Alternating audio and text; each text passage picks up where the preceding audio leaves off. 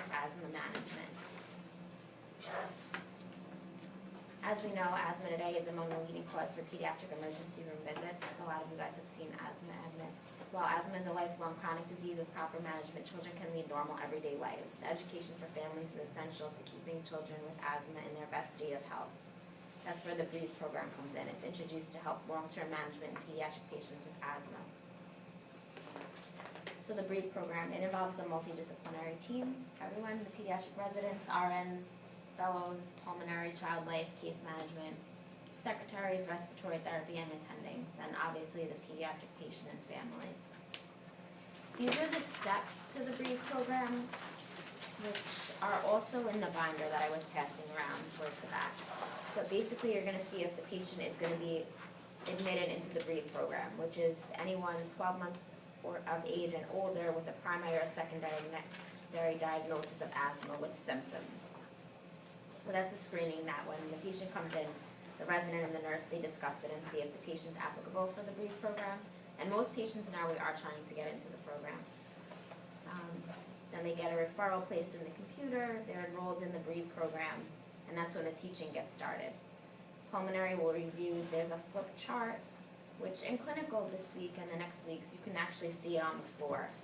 It's on Med 3, it's on in the nurse's station on the nurse manager's door. I'm not sure about adolescent, but if any of you guys want to go take a look at it over there, that's probably fine. And I'm going to be with the group tomorrow, so I can show it to you. It's good. It has a lot of information, teaching on asthma that you want the parents and the kids to know, and you go over it with them. On one side, it's pictures for them, and on the other side, it's what you should kind of prompt yourself to say to go over.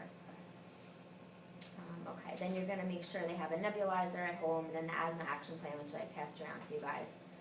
Inhaled corticosteroids are ordered, if applicable. Case management offers home care visits, where a nurse can come into the home, check out the nebulizer, see how their medications are going. And then the school nurse, so like Professor Schwartz was saying about the missed school days, the school nurse gets involved so we can be on the same page as them too. Because a lot of the times in school the kids need to take their inhalers for gym, or they need to take medications. So they kind of get on the same page with that. And then at discharge they give out just handouts and more information on asthma, and then a spacer and a mask, which is an easier way. You probably have seen them for the kids to take the meter dose inhalers. I think I have a picture coming up. And then what the RN does on admission is the questionnaire. So, how many ED admits in the last 12 months? How many times was the child in the hospital for the last 12 months? Not admitted. Does the child have an asthma specialist or pulmonary specialist? Do you have a nebulizer and a compressor at home? Do you know triggers such as infection, weather change, physical activity, environment, dust? And then does anyone smoke at home? Does the child smoke? You ask. Usually if they're over 12, unfortunately that's young, but you have to ask. And do the parents smoke? And if either one of them smoke, you want to get them into the tobacco cessation program to try to help them quit. It's something that might be refused, but you totally offer it. And then you ask about the school nurse just so you can follow up. The follow-up calls are made at 72 hours, 3 months, 6 months, and 12 months. Ask the best phone number, and then we just try to see when's going to be a good time to, because sometimes they don't want the follow-up phone call, so you try to ask them before they go home when's a good time to call and get their background.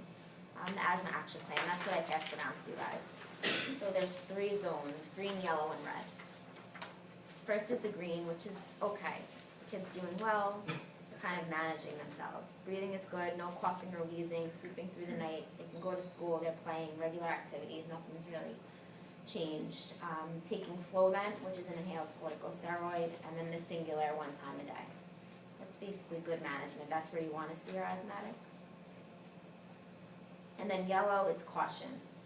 They might be having some coughing or wheezing, shortness of breath, waking up at night, coughing, difficulty breathing. Now this is when you want to introduce the albuterol. It can be either the nebulizer or the meter dose inhalers. They're gearing more towards the meter dose inhalers now just because you can take them around with them, you don't have to depend on the nebulizer.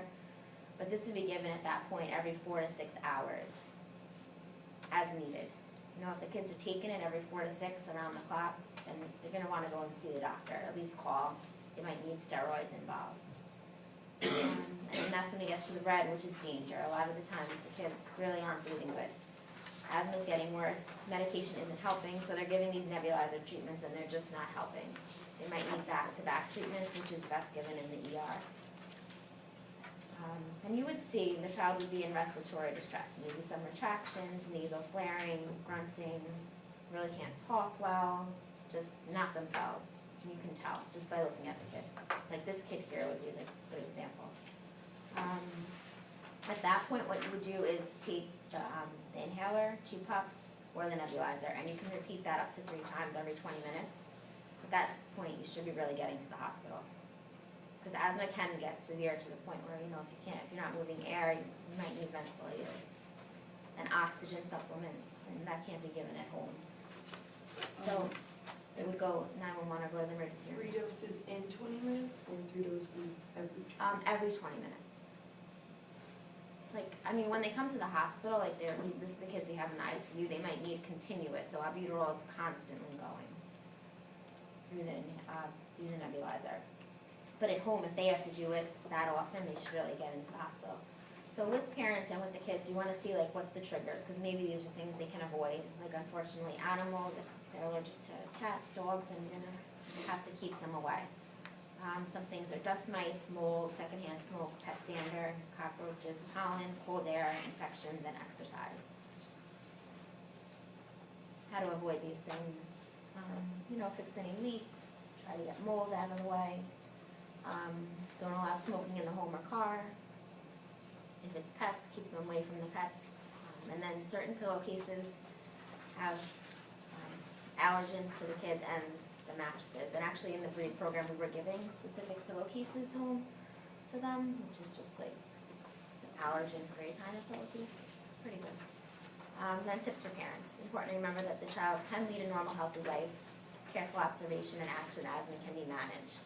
It's important to keep the child and other family members all involved. So that's teachers, babysitters, friends, anyone that might be involved, grandparents. And then keep the medications and phone numbers in a safe place. And inhalers, you always want to make sure the kid has the inhaler with them. And then how do you involve a child? Get them in their daily routine. Toddlers and young children, you can allow them to sit on your lap. When they're having their treatment, try to make it as calm as possible. A lot of kids don't want this. We've seen in clinical, they don't want it being blown in their face. So just make it fun.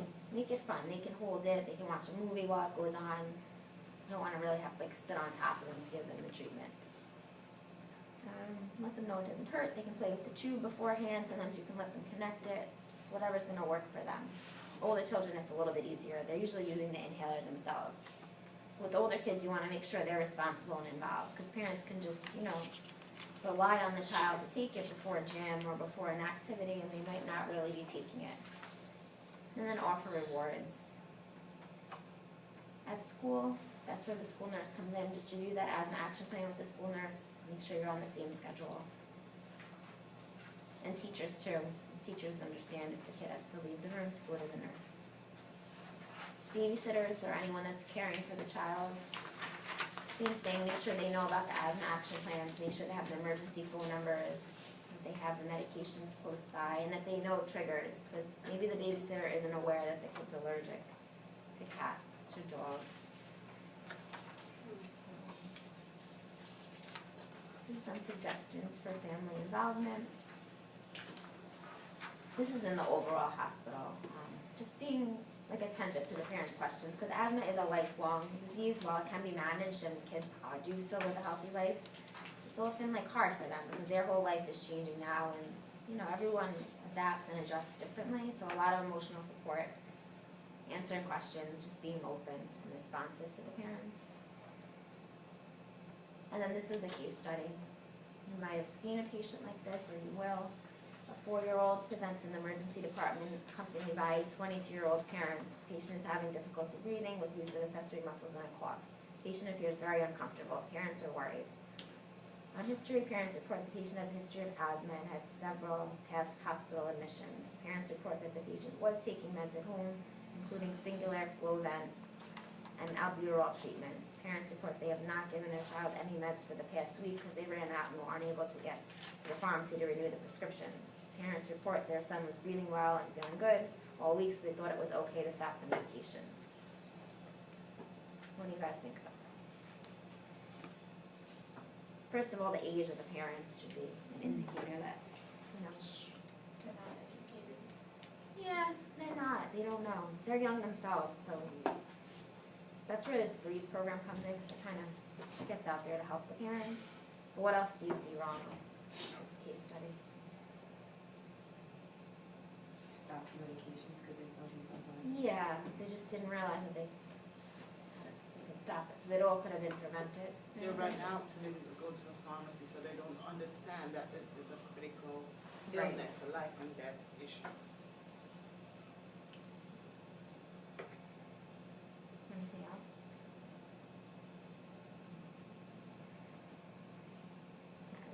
So basically, like, that's when the nursing education comes in. It's something that we can really do to prevent patients coming back in. And I'll show you guys that BREATHE stuff if you didn't see it, clinical. Because it's a good binder, even for you guys just to review with the asthma. Okay, good. Questions? No? Thanks.